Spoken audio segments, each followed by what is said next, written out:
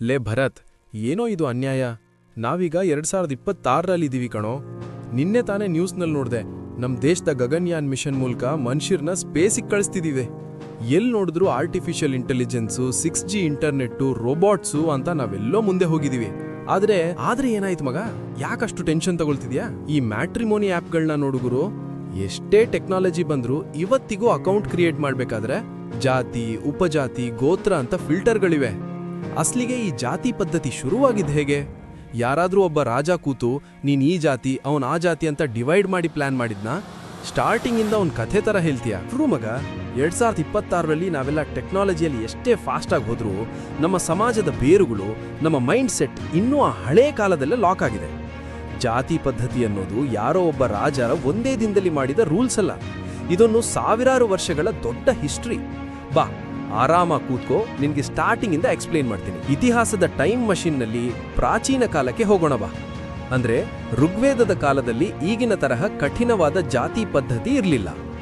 ಆಗ ಇದ್ದದ್ದು ಕೇವಲ ವರ್ಣ ವ್ಯವಸ್ಥೆ. ವರ್ಣ ಅಂದ್ರೆ ಬಣ್ಣನ ಅಲ್ಲ, ಸಮಾಜದ ಕೆಲಸಗಳು ಸುಗಮವಾಗಿ ನಡೀಲಿ ಅಂತ ಜನರನ್ನ ಅವರ ಕೆಲಸ ಅಂದ್ರೆ ವೃತ್ತಿ ಮತ್ತು ಕೌಶಲ್ಯದ ಆಧಾರದ ಮೇಲೆ 4 ಗುಂಪುಗಳಾಗಿ ಮಾಡಿದ್ರು. ಬ್ರಾಹ್ಮಣರು, ಶಿಕ್ಷಣ, ಜ್ಞಾನಾರ್ಜನೆ ಮತ್ತು ಪೂಜೆ ಮಾಡುವವರು; ಕ್ಷತ್ರಿಯರು, ರಾಜ್ಯ ರಕ್ಷಣೆ ಮತ್ತು ಆಡಳಿತ ಮಾಡುವವರು; ವೈಶ್ಯರು, ಕೃಷಿ, ಪಶುಪಾಲನೆ ಮತ್ತು ವ್ಯಾಪಾರ ಮಾಡುವವರು; ಶೂದ್ರರು, ಶ್ರಮಿಕರು ಮತ್ತು ಮೇಲಿನ 3ವರಿಗೂ ಸೇವೆ ಒದಗಿಸುವವರು. ಓಹೋ, ಅಂದ್ರೆ ಗೇಮ್ ಪ್ಲಾನ್ ಚೇಂಜ್ ಆಯ್ತಾ?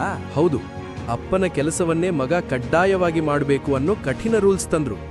ಅಪ್ಪ ಕಂಭಾರ ಆದ್ರೆ ಮಗನಿಗೆ ಸೈನಿಕ ಆಗೋಕ್ ಇಂಟ್ರೆಸ್ಟ್ ಇದ್ರೂ ಕಂಭಾರನೇ ಆಗ್ಬೇಕಿತ್ತು. ಅಲ್ಲಿಂದ ಆ ಟ್ಯಾಲೆಂಟ್ ಆಧಾರಿತ ವರ್ಣ ಅನ್ನೋದು ಸತ್ತು, ಹುಟ್ಟಿನ ಆಧಾರಿತ ಜಾತಿ ಹುಟ್ಕೊಳ್ತು. ಅಂದ್ರೆ ಬ್ಲಡ್ ಲೈನ್ ಮೇಲೆ ಫಿಕ್ಸ್ ಮಾಡ್ಬಿಟ್ರು. ಅಷ್ಟೇ ಅಲ್ಲ, ತಮ್ಮ ಪವರ್ ಉಳಿಸ್ಕೊಳ್ಳಕ್ಕೆ ಬೇರೆ ಜಾತಿಯವರ ಜೊತೆ ಮದುವೆ ಆಗೋದನ್ನ ಕಂಪ್ಲೀಟ್ ಆಗಿ ಬ್ಯಾನ್ ಮಾಡಿದ್ರು. ಎಂಡೋಗ್ಯಾಮಿ, ಮನುಸ್ಮೃತಿಯಂತಹ ಗ್ರಂಥಗಳು ಈ ನಿಯಮಗಳನ್ನ ಇನ್ನೂ ಸ್ಟ್ರಾಂಗ್ ಮಾಡಿದ್ವು. ಮೇಲು, ಕೀಳು, ನಾವೇ ಗ್ರೇಟು, ನೀವು ಕೀಳು ಅನ್ನೋ ಅಸ್ಪೃಶ್ಯತೆ, ಅನ್ಟಚಬಿಲಿಟಿ ಅನ್ನೋ ಅನಿಷ್ಟ ಪದ್ಧತಿಗಳು ಸ್ಟಾರ್ಟ್ ಆಗಿದ್ದೇ ಇಲ್ಲಿಂದ. ಅಬ್ಬಾ, ಆದ್ರೆ ಈಗ ನಾವೆಲ್ಲ ಸಾವಿರಾರು ಜಾತಿ, ಉಪಜಾತಿಗಳು ನೋಡ್ತೀವಲ್ಲ, ಅವೆಲ್ಲ ಎಲ್ಲಿಂದ ಬಂತು? ಇದ್ದಿದ್ದು ಕೇವಲ 4 ವರ್ಣ ಮಾತ್ರ ಅಲ್ವಾ? ಸಮಾಜ ಬೆಳೆದಂಗೆಲ್ಲ ಪಾಪ್ಯುಲೇಷನ್ ಜಾಸ್ತಿ ಆಯ್ತು. ಹಾಗೆ ಹೊಸ ಹೊಸ ಕೆಲ್ಸಗಳು ಹುಟ್ಕೊಂಡು, ಮರಗೆಲ್ಸ, ಚಿನ್ನದ ಕೆಲ್ಸ, ಬಟ್ಟೆ ನೇಯುವವರು, ಹೀಗೆ ಪ್ರತಿಯೊಂದು ಹೊಸ ವೃತ್ತಿಯವರು ತಮ್ಮದೇ ಆದ ಒಂದು ಪ್ರತ್ಯೇಕ ಗುಂಪು ಮಾಡ್ಕೊಂಡ್ರು. ಅವರದೇ ಮದುವೆ ರೂಲ್ಸ್ ಮಾಡ್ಕೊಂಡ್ರು. ಹೀಗೆ ಸಾವಿರಾರು ಉಪಜಾತಿಗಳು ಹುಟ್ಕೊಂಡ್ವು. ಆಮೇಲೆ 1871ರಲ್ಲಿ ಬ್ರಿಟಿಷರು ಬಂದ್ರು. ಅವರಿಗೆ ಇಂಡಿಯಾ ಅರ್ಥನೇ ಆಗ್ತಿರ್ಲಿಲ್ಲ. ತಮ್ಮ ಆಡಳಿತದ ಅನುಕೂಲಕ್ಕಾಗಿ ಜನಗಣತಿ ಶುರು ಮಾಡಿ ಎಲ್ಲರನ್ನೂ ಅವರವರ ಜಾತಿ ಅಡಿಯಲ್ಲಿ ಕಟ್ಟುನಿಟ್ಟಾಗಿ ಗವರ್ನಮೆಂಟ್ ಫೈಲ್ನಲ್ಲಿ ಬರೆದಿಟ್ಟು ಈ ಸಿಸ್ಟಮ್ನ ಪರ್ಮನೆಂಟ್ ಆಗಿ ಸೀಲ್ ಮಾಡಿಬಿಟ್ರು. ಸರಿ ಗುರು, ಹಿಸ್ಟ್ರಿ ಫುಲ್ ಕ್ಲಿಯರ್ ಆಯ್ತು. ಆಮೇಲೆ ನಮಗೆ ಸ್ವಾತಂತ್ರ್ಯ ಬಂತು. ಡಾಕ್ಟರ್ ಅಂಬೇಡ್ಕರ್ ಅವರು ಸಂವಿಧಾನದಲ್ಲಿ ಎಲ್ಲರಿಗೂ ಸಮಾನತೆ ಕೊಟ್ರು, ರಿಸರ್ವೇಶನ್ ತಂದ್ರು ಅಂತನೂ ಗೊತ್ತು. ಆದ್ರೆ ಭರತ್, 2026ರಲ್ಲಿ ನಾವೆಲ್ಲ ಓದಿದೀವಿ, ಡಿಗ್ರಿ, PG ಮಾಡಿದೀವಿ. ಈಗ ಈ ಜಾತಿ ಎಲ್ಲಿದೆ?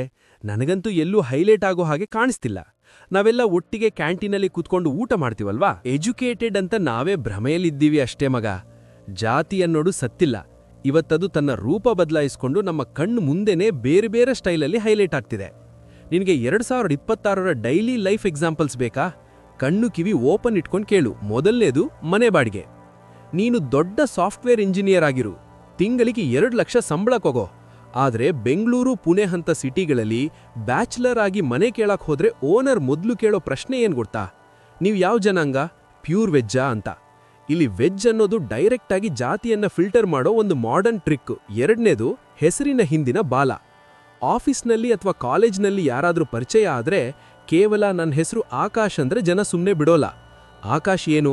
ಗೌಡನ, ಶೆಟ್ಟಿನ, ಕುಮಾರ, ಕುಲಕರ್ಣಿನ ಅಂತ ನಿನ್ನ ಪೂರ್ತಿ ಸರ್ನೇಮ್ ಕೇಳಿ ಅವರ ಮೈಂಡ್ನಲ್ಲೇ ಇವನ್ ಯಾವ ಜಾತಿ ಅಂತ ಲೆಕ್ಕ ಹಾಕ್ತಾರೆ. ಮೂರನೇದು ಗಾಡಿಗಳ ಮೇಲೆ ಸ್ಟಿಕ್ಕರ್. ಇವತ್ತು ಎಷ್ಟೇ ಲಕ್ಷದ ಕಾರ್ ತಗೊಂಡ್ರು ಆ ಕಾರಿನ ಹಿಂದಿನ ಗ್ಲಾಸ್ ಮೇಲೆ ತಮ್ಮ ಜಾತಿಯ ಹೆಸರನ್ನ, ಸಿಂಬಲ್ಗಳನ್ನ ದೊಡ್ಡದಾಡಿ ಸ್ಟಿಕ್ಕರ್ ಹಾಕೊಂಡು ಓಡಾಡ್ತಾರೆ.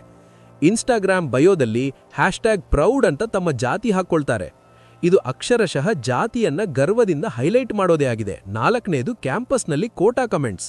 ನಿನ್ನ ಕ್ಲಾಸ್ನಲ್ಲಿ ಯಾರಾದ್ರೂ ಕಷ್ಟಪಟ್ಟು ಓದಿ ಇಂಟರ್ವ್ಯೂ ಪಾಸ್ ಮಾಡಿ ಒಳ್ಳೆ ಪ್ಲೇಸ್ಮೆಂಟ್ ತಗೊಂಡ್ರೆ ಅವರ ಹಾರ್ಡ್ ವರ್ಕ್ ನೋಡಲ್ಲ. ಅವನ್ಗೇನೋ ರಿಸರ್ವೇಶನ್ ಇತ್ತು, ಅದಕ್ಕೆ ಈಸಿಯಾಗಿ ಸಿಕ್ತು ಅಂತ ಅವರ ಟ್ಯಾಲೆಂಟ್ಗಿಂತ ಅವರ ಜಾತಿಯನ್ನೇ ಹೈಲೈಟ್ ಮಾಡಿ ಮಾತಾಡ್ತಾರೆ. ಸಾವಿರಾರು ವರ್ಷಗಳಿಂದ ಶಿಕ್ಷಣದಿಂದ ದೂರ ಇಟ್ಟಿದ್ದಕ್ಕೆ ಕೊಟ್ಟಿರೋ ಸಪೋರ್ಟ್ ಅದು ಅನ್ನೋದನ್ನ ಮರೆತುಬಿಡ್ತಾರೆ. ವಾವ್, ಯಪ್ಪ, ನೀನ್ ಹೇಳಿದ್ದು 100% ಸತ್ಯ ಗುರು. ನಾವು 6G ಇಂಟರ್ನೆಟ್ ಬಳಸ್ತಿದ್ರು, VR ಹೆಡ್ಸೆಟ್ ಹಾಕೊಂಡ್ರು, ನಮ್ಮ ಮೈಂಡ್ ಸೆಟ್ ಇನ್ನೂ ಆ ಹಳೇ ಜಾತಿ ವ್ಯವಸ್ಥೆಯಲ್ಲೇ ಇದೆ. ಬರೀ ಆ ಮ್ಯಾಟ್ರಿಮೋನಿ ಆ್ಯಪ್ ಮಾತ್ರ ಅಲ್ಲ, ಮನೆ ಬಾಡಿಗೆಯಿಂದ ಹಿಡಿದು ಗಾಡಿ ಸ್ಟಿಕ್ಕರ್ವರೆಗೂ ನಾವು ಜಾತಿಯನ್ನ ಹೊತ್ಕೊಂಡೇ ತಿರುಗ್ತಿದ್ದೀವಿ.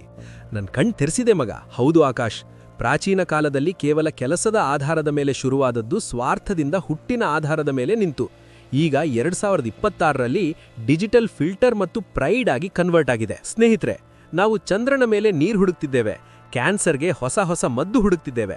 ಆದರೆ ನಮ್ಮ ಪಕ್ಕದ ಮನೆಯವರ ಜಾತಿ ಹುಡುಕುವ ಕೀಳು ಮನಸ್ಥಿತಿಯಿಂದ ಇನ್ನೂ ಹೊರಬಂದಿಲ್ಲ. ನಿಜವಾದ ಡೆವಲಪ್ಮೆಂಟ್ ಅಂದ್ರೆ ಸ್ಮಾರ್ಟ್ ಸಿಟಿ ಕಟ್ಟೋಡಲ್ಲ, ನಮ್ಮ ಮನಸ್ಸನ್ನ ದೊಡ್ಡದು ಮಾಡಿಕೊಳ್ಳೋದು. ದಯವಿಟ್ಟು ಮನುಷ್ಯರನ್ನ ಅವರ ಹೆಸರಿನ ಹಿಂದೆ ಇರುವ ಬಾಲದಿಂದ ಅಥವಾ ಅವರು ಹುಟ್ಟಿದ ಜಾತಿಯಿಂದ ಅಳಿಯೋದನ್ನ ನಿಲ್ಲಿಸೋಣ.